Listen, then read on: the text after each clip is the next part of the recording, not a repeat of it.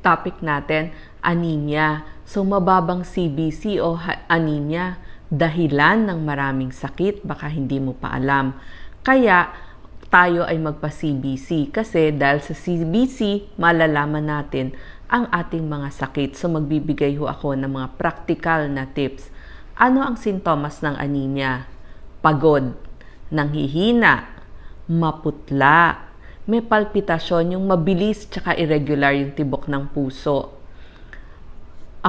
Yung hingal, minsan 'di ba parang hingal na hingal ka, nagtataka iba bakit daw mahingalin sila, nahihilo lalo na pag biglang tayo, nahihilo ka. Yung iba sumasakit ang dibdib, so akala mo may angina ka. Malamig yung mga kamay, paa, masakit yung mga kalamnan, lalo na yung mga binti, akala mo may restless leg syndrome ka, masakit ang ulo, tapos dahil sa lakas ng pintig ng puso mo, minsan may naririnig ka dun sa tenga mo na shh, shh, yung may gumaganon. So malakas yung whoosh dun sa iyong tenga. Tapos pwedeng may crack dun sa labi, yung iba lumalaki yung dila. Sa mga bata, hindi makakonsentrate. Kahit sa mga may edad, hindi makatrabaho. May leg pain, may leg cramps. 3 dahilan bakit nagkaka-anemia ang isang tao. Una, nawalan ng maraming dugo o blood loss. Halimbawa, malakas yung regla. May dumudugo palang ulcer sa bituka, hindi alam. O kaya may polyps o cancer sa katawan. Number 2, pwede rin hindi nakakagawa o kulang ng paggawa ng red blood cell. Halimbawa, yung mga pagkain, kulang sila sa iron, folic acid, vitamin B9, at vitamin B12. So, kulang mula dun sa pagkain, kaya kulang din yung paggawa ng red blood cell. Number 3, pwedeng mabilis masira yung red blood cell. Ang red blood cell, ano ba yung red blood cell na yan? Siya yung tagadala ng hemoglobin. Yung hemoglobin, yan yung iron-rich na protina. So, didikit yon sa oxygen mula sa baga. So, dadaan yan sa iyong baga. At mula sa baga ay iikot na, dadalahin sa buong katawan ng red blood cell. Ngayon, kapag anemic ka o may anemia, kulang ka sa red blood cell. O sabi ko nga, yung RBC mo, hindi na nakakagawa. Paano mo malalaman kung anemic ka? Dito, mas maganda magpa-CBC ka. Mura lang ho yan sa laboratorio. Maaring mga 150 pesos lamang.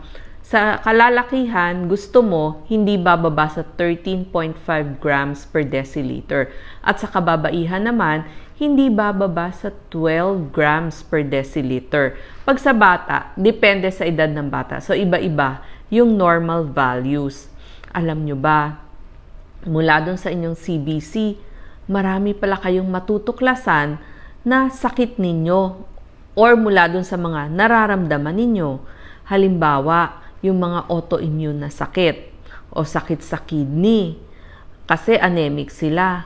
Yung mga may cancer, halimbawa colorectal cancer, sakit sa atay, sakit sa puso, sakit sa thyroid, hindi mo alam pero madidiscover mo lamang kapag anemic ka mula sa iyong CBC. Mura lang po yan. Kaya pag naramdaman nyo yung mga sinabi kong sintomas kanina, maganda po magpa-CBC na kayo. Ano yung mga sakit na matutuklasan ninyo kung may anemia kayo o anemic kayo? Number 1, halimbawa, napakalakas ng iyong regla. Pero akala mo, normal lang yon sa'yo. Kasi palagi na nga ganun eh. Pero nagtataka ka, bakit parang laging hilong-hilo ka? O ang sakit ng mga kalamnan mo. Yung biglang tayo mo, parang iikot yung paningin mo. So, dahil nagpa-CBC ka, nakita mong mababa, alam niyo ho, bumababa yan ng less than 10. Nakaranas na po ako ng CBC na less than 10. Yung RBC, less than 10. Dahil malakas magregla. Pwede pa pong may makakilala ko, bumaba hanggang 8, hanggang 6. So, kailangan pa silang pumunta sa emergency room at salina ng dugo. So, maaring pag sa babae malakas magregla, baka po may myoma kayo o may bukol sa matres O kaya naman, syempre, ayaw natin yung mga cancer sa reproductive system natin. Number 2, yung mga may kidney disease. Nagiging anemic din sila kasi hindi na gumagawa yung kidney natin ng hormone na erythropoietin. Ito yung nagsisignal dun sa ating buto, bone marrow, na gumawa pa ng RBC. Kaya yung mga nakadialysis, mapapansin nyo, mababa yung kanilang RBC. Anong gamutan nila? Nag-i-inject po sila ng hormone na erythropoietin. Number 3, may mga tao po laging nagno-nose bleeding, dugo ng dugo ang kanilang ilong, mababa din ang kanilang hemoglobin. Number 4, baka naman may dumudugo sa tiyan. Hindi nyo nga nakikita dun sa inyong inodoro. Pero pag CBC nyo, bakit ang baba ng hemoglobin? So, maaring may pagdugo sa tiyan, digestive, o problema sa pag-ihi. Baka dun sa urinary tract ang ating problema dun sa ihian.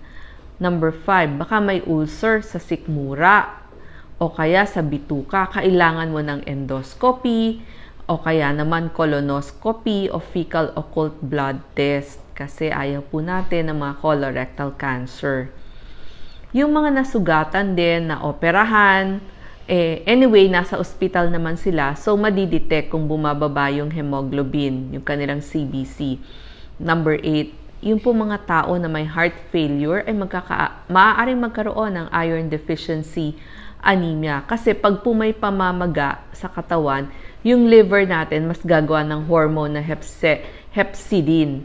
So ito po ay para yung iron ay manatili doon sa loob ng cellula. So yun yung pangbawi ng ating liver. Pero may heart failure na pala. Sa mga buntis, bagong panganak, breastfeeding, pakainin sila ng masustansyang pagkain. Yung pala yung dahilan, bakit yung mga bagong panganak ay pinapakain mabuti ng liver, ng mga isda. Kasi yun yung maraming iron. Ika nga, bigyan ng maraming sabaw.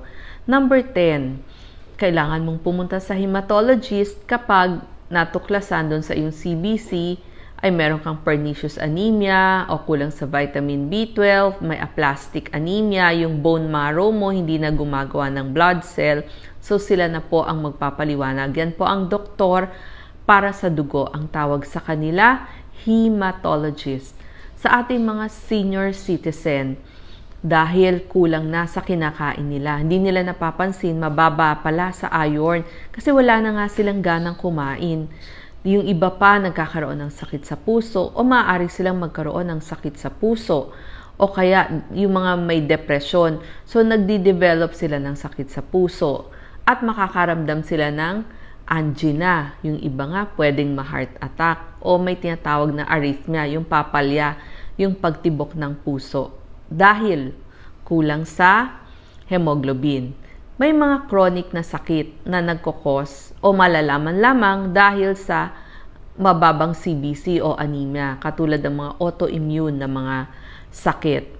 May mga tao dahil nagjejeta o dahil sa kahirapan o gustong magpapayat, nako, ginawa ko rin ho yan, di kinain ko lang kanin, tuyo, sabi ko low calorie.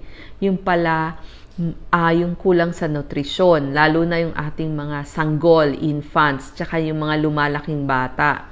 Madidelay ang development nila.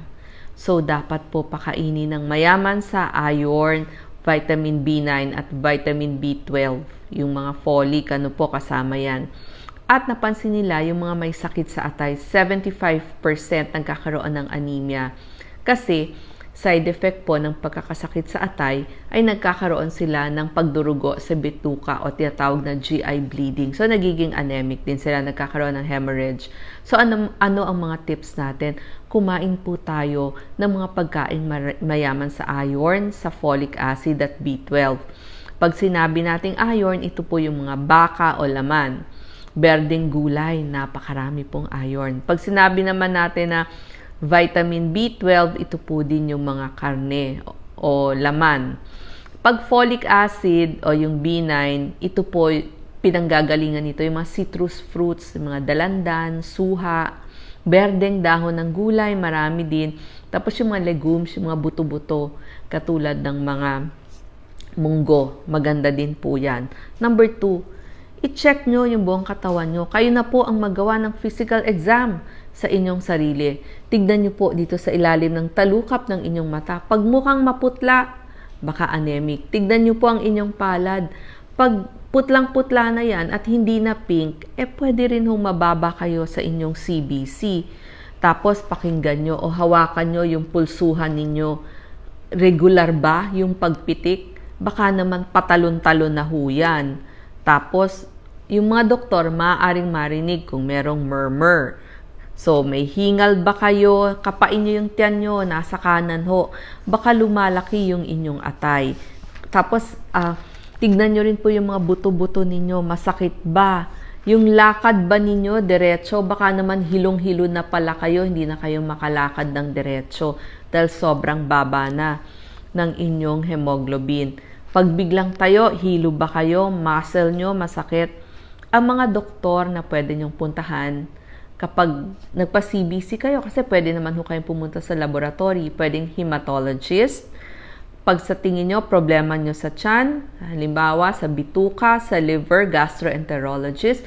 Pag sobrang lakas ng pagdurugo ng menses, ng regla or vaginal bleeding, OBGYN. Pag meron kayong nararamdaman na masakit sa dibdib, palpitasyon, o kaya irregular, cardiologist. Pagdating sa lakad, neurologist. Baka yung mga senses nyo hindi na tama. At kailangan nyo rin ng nutritionist para isabi sa inyo ano yung mga dapat ninyong kainin. Tapos, pag nagpa-CBC kayo, makikita nyo iba-iba yon. May RBC. RBC siya yung nagdadala ng oxygen doon mula sa baga papunta sa buong katawan. So makikita nyo, pag sinabing WBC, panlaban nyo yan sa infeksyon. Yung platelets, yan yung nagpapabuo ng dugo kapag kayo ay nasugatan. May makikita din kayo, hemoglobin, yan po yung protina sa RBC. So, pag anemic, lahat yan bumababa. Hematocrit, ilan sa iyong dugo ay RBC. Tapos, meron pang mga mean corpuscular volume, MCV, ito yung laki ng RBC. So, ipa-interpret nyo dun sa inyong doktor. Number 3 tip natin sa buntis, yung mga micronutrient katulad ng iron tsaka folic acid, maganda po sinusupplement o binibigyan sila ng supplementation. Sa iba pong mga health center, libre po yun kasi ayaw natin na magkasakit at gusto natin isalba yung nanay at saka yung sanggol hanggang sila ay makapanganak. At number 3, yung mga bata, yung mga sanggol, maganda pakainin sila ng mga iron fortified foods. Kung hindi, madidelay po ang kanilang development. Kaya nga sa pag-aaral sa elementary school, bakit mas mahina ang pang-intindi ng ating mga kabataan? Baka anemic yan. Tatanong sa akin, nako, ano ho ba yung pinaka maraming iron? So, simula ngayon, kakain na kami o yan ang ihahanda ko. Ito po yung mga top foods na marami sa iron. Siyempre, may kamahalan po, pero yung baka, yung manok, yung isda, yung hipon, berdeng dahon ng gulay, mura-mura po. Lahat ho ng talbos natin, kangkong, kamote, alukbati. Pag sa mga vegetarian naman, yung mga tokwa, beans, garbanzos, vitamin C kailangan po para ma-absorb yung iron. Ito po yung mga citrus fruits, yung mga dalandan, suha, bayabas, itlog po, mura-mura, although medyo tumaas ngayon, kailangan din po para sa iron. Sa pagdating sa nuts, pwede po yung mga kasoy, pagprutas, pakwan, at good news, pwede po kayo kumain ng tsokolate, marami ring iron. May mga ibang tanong pa po sa anemia. Kung apektado daw ba yung mata kapag anemika? Yes po, pwedeng manlabo ang inyong paningin at yung iba nagkakaroon nga ng bleeding sa retina. Yung iba din, thirsty o uhaw na uhaw. Kasi yun po yung ginagawa ng katawan kapag anemic. Pwede kayong magkaroon ng back pain. Bakit ang sakit ng inyong mga buto-buto o ng inyong legs? Yun nga, yung parang akala nyo restless leg syndrome. Yung pala sobrang baba na yung CBC nyo. Pwedeng kumati ang balat o magkaroon ng hair loss. Pwedeng sumakit ang ulo nyo. Mag-headache ba? Yes, pwede. Magkaiba po ang anemic sa low blood pressure. Presyon po yun. So, magkaiba yun. Pwede bang manlamig yung inyong kamay at paa? Yes. At nakita nila, kaya sinabi ko po din na neurologist kasi pwede rin pong ang anemia ay risk factor sa pagkakaroon ng ischemic stroke. So sana po naliwanagan kayo, makita nyo ang kahalagahan ng murang CBC. Pero yung nararamdaman nyo, yun na mismo yung sintomas. So anemia pala dahilan ng isang sakit na pwede nyong ma-discover sa sarili niya. Salamat po.